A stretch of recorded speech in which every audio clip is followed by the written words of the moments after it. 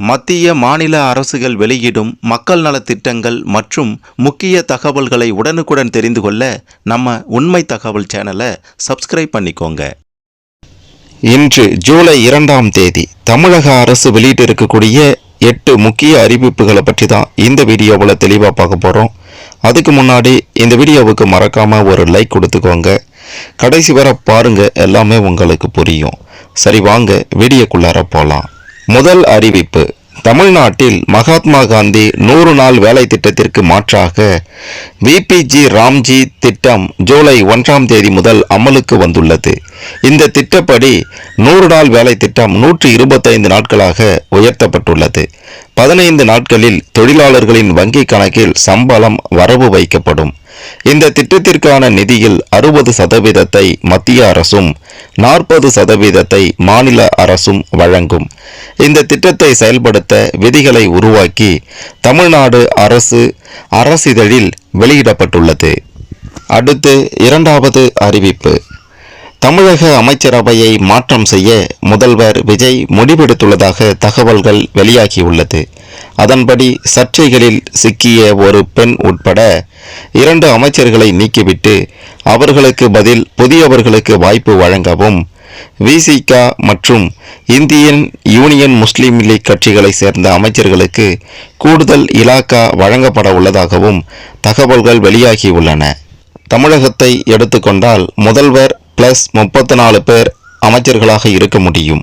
தற்போது தமிழக முதல்வர் விஜய் தலைமையிலான அமைச்சரவையில் அனைத்து இடங்களும் நிரம்பிவிட்டன. விஜய் முதல்வராக இருக்கும் நிலையில் 34 பேர் அமைச்சர்களாகிவிட்டனர். இதனால் புதிதாக ஒருவரை அமைச்சராக்க வேண்டுமென்றால் தற்போது அமைச்சராக இருக்கும் ஒருவரை நீக்கம் செய்ய வேண்டும். இந்நிலையில்தான் முதல்வர் விஜய் தனது அமைச்சரவையை மாற்றம் செய்வது பற்றிய யோசனையில் இறங்கியுள்ளதாக முக்கிய தகவல் வெளியாகியுள்ளது. அதாவது, கட்சியில் அதிமுகவின் மூத்த தலைவர்கள் பலரும் இணைந்த நிலையில் அவர்களுக்கு பொறுப்பு வழங்க வேண்டிய கட்டாயம் உள்ளது. அதேபோல் புதிதாக அமைந்த தாவேக அரசின் நற்பெயருக்கு களங்கம் விளைவிக்கும் வகையில் சர்ச்சைகள் சூழ்ந்தவர்கள் மீது நடவடிக்கை எடுக்கும் வகையிலும் இந்த விஷயம் பற்றி விஜய் சிந்தித்து வருவதாக கூறப்படுகிறது.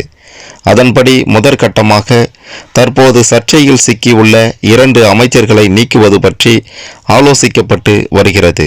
இதில் முதல் பெயராக தாம்பரம் சட்டசபை தொகுதியின் தாவேக எம்எல்ஏவான சரத்குமாரின் பெயர் உள்ளது.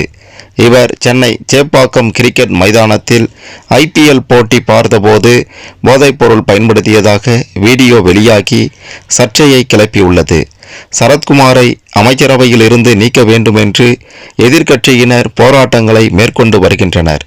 இது தாவேக அரசிற்கு சிக்கலை ஏற்படுத்தியுள்ளது. இதனால் முதல் ஆளாக சரத்குமார் நீக்கப்படலாம் என்று சொல்லப்படுகிறது. இதற்கு அடுத்தபடியாக சமூக நலம் மற்றும் மகளிர் நலத்துறை அமைச்சர் ஜெகதீஸ்வரி இந்த பட்டியலில் 2வது இடத்தில் உள்ளார். இவர் விருதுநகர் மாவட்டம் ராஜாபாளையம் சட்டசபை தொகுதியில் தாவேக சார்பில் போட்டியிட்டு வெற்றி பெற்றார். இவர் அரசியலுக்கு வருவதற்கு முன்பு ராக்கெட் ராஜாவுடன் சேர்ந்து எடுத்துக்கொண்ட போட்டோ இணையதளங்களில் வெளியாகி வேகமாக பரவி வருகிறது. இது சர்ச்சையை கிளப்பியது. அதேபோல் விருதுநகர் சட்டசபை தொகுதி எம்எல்ஏவும் தொழில்துறை அமைச்சருமான கீர்த்தனா மற்றும் ஜெகதீஸ்வரி இடையே கருத்து வேறுபாடு ஏற்பட்டுள்ளது.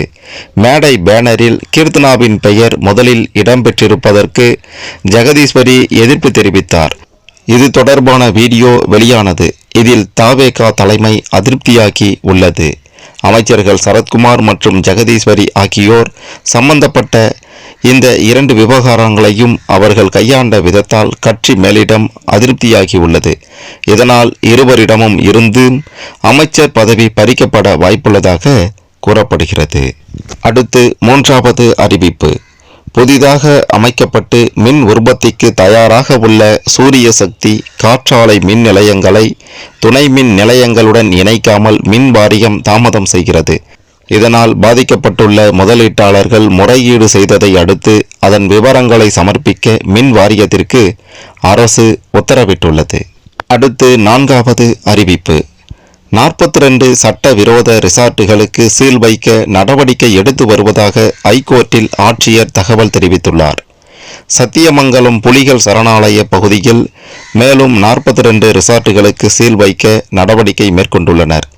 ரிசார்ட்டுகள் மூலம் சுற்றுச்சூழல் பாதிக்கப்படுவதாக கற்பகம் என்பவர் தொடர்ந்த வழக்கில் ஆசனூர், கேர்மங்கலம், தலமலை, தாளவாடி பகுதியில் ஆய்வு செய்து 42 ரிசார்ட்டுகளுக்கு சீல் வைக்கப்பட்டுள்ளதாக ஆட்சியர் கூறியுள்ளார். அடுத்து 5வது அறிவிப்பு. தமிழகத்தில் இந்த மாதம் வெப்பநிலை இயல்பை விட அதிகமாக பதிவாக வாய்ப்புள்ளதாக இந்திய வானிலை ஆய்வு மையம் எச்சரித்து உள்ளது. தமிழகத்தில் இந்த ஜூலை மாதம் வெப்பநிலை இயல்பை விட அதிகமாக பதிவாக வாய்ப்பு உள்ளதால் அதிகபட்ச மற்றும் குறைந்தபட்ச வெப்பநிலைகள் வழக்கத்தை விட அதிகமாக இருக்கும். தென்மேற்கு பருவமழை தீவிரமடைந்தாலும் அதிகபட்ச மற்றும் குறைந்தபட்ச வெப்பநிலைகள் வழக்கத்திற்கு மாறாக உயரும் என்று கணிக்கப்பட்டுள்ளது. குறிப்பாக வேலூர், திருப்பத்தூர், தருமபுரி, சேலம், நாமக்கல், ஈரோடு, திருச்சி, கரூர் மற்றும் மதுரை ஆகிய உள் மாவட்டங்களில் பகல் நேர வெப்பநிலை அதிகமாக சுமார் 40 டிகிரி செல்சியஸ் முதல் 44 டிகிரி செல்சியஸ் வரை இருக்க வாய்ப்புள்ளது என்று இந்திய வானிலை ஆய்வு மையம் கூறியுள்ளது. அடுத்து 6வது அறிவிப்பு. பொறியியல் படிப்புகளுக்கான தரவரிசை பட்டியலை அமைச்சர் விஸ்வநாதன் வெளியிட்டார். 2.36 லட்சம் மாணவ மாணவிகள் பொறியியல் படிப்புக்கு விண்ணப்பித்துள்ளனர்.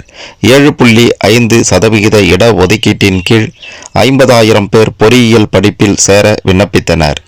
46,604 பேருக்கு 7.5% இட ஒதுக்கீட்டில் தரவரிசை பட்டியல் வெளியிடப்பட்டுள்ளது. www.tneaonline.org என்ற இணையதளத்தில் தரவரிசை பட்டியலை காணலாம்.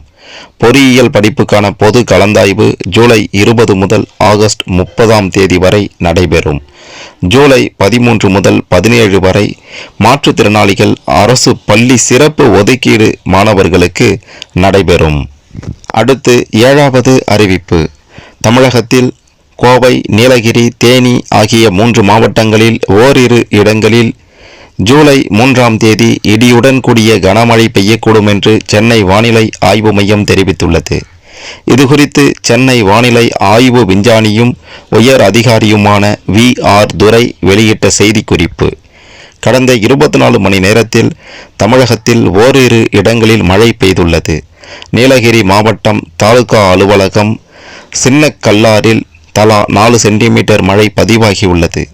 மகாராஷ்டிராவிலிருந்து வடக்கு கேரளா வரை கடல் மட்டத்தில் ஒரு காற்றழுத்த தாழ்வு பாதை நிலவுகிறது. இது தவிர வடக்கு வங்கக்கடல் பகுதி மற்றும் அதை ஒட்டிய தெற்கு வங்கதேச பகுதிகளின் மேல் ஒரு வளிமண்டல சுழற்சி நிலவுகிறது. இதன் காரணமாக வடமேற்கு வங்கக்கடல் மற்றும் அதனை ஒட்டிய பகுதிகளின் மேல் ஒரு காற்றழுத்த தாழ்வு பகுதி ஜூலை 3 உருவாகக்கூடும்.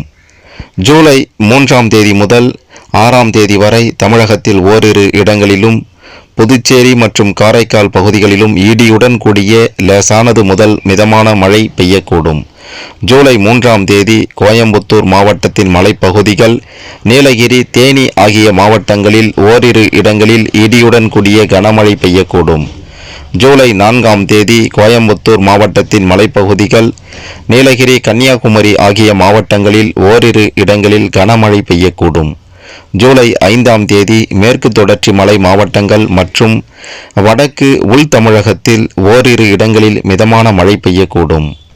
தமிழக கடலோர பகுதிகள், மன்னார் வளைகுடா மற்றும் குமரி கடல் பகுதிகளில் ஜூலை 2 வரையும், தென் தமிழக கடலோர பகுதிகளில் ஜூலை 3, 4 ஆகிய தேதிகளிலும், தென்மேற்கு தென்கிழக்கு வங்கக்கடல் பகுதிகளில் ஜூலை 2 வரையும், மத்திய வங்கக்கடல் பகுதிகளில் ஜூலை 3, 4 ஆகிய தேதிகளிலும், கேரள கர்நாடக கடலோர பகுதிகள், லட்சத்தீவு பகுதிகள் மற்றும் அதை ஒட்டிய மத்திய கிழக்கு அரபிக்கடல் பகுதிகளில் ஜூலை 4 வரையும் பலத்த சூறாவளி காற்று வீசும்.